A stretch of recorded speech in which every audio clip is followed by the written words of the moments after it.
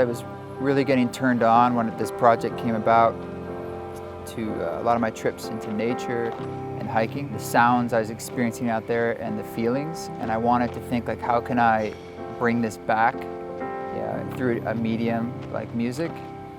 And the thing that clicked for me was to do that with field recordings. I carry a small portable digital recorder, and so I always have it with me, and which is really important because it's almost always an unexpected thing happens. You're like, oh, this would be a great thing to capture.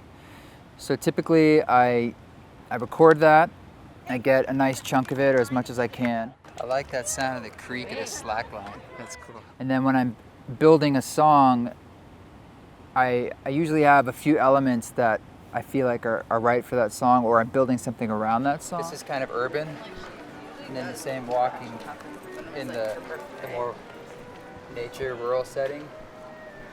It's like those dichotomies together makes it stronger.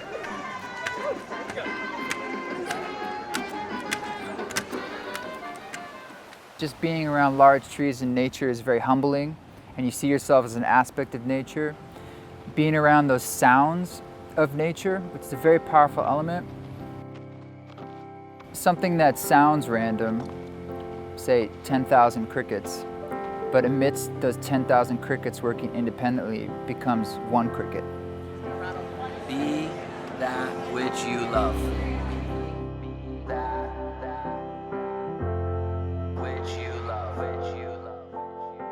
Wanderlust is very much about place, about where we are. I mean, the location of it is definitive to the experience, the nature of where we are.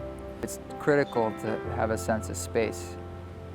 And I can tell that's core to what this experience is. It's bringing people out of their routines and their habits into a different place, out into nature, so they can get in touch with their larger sense of self.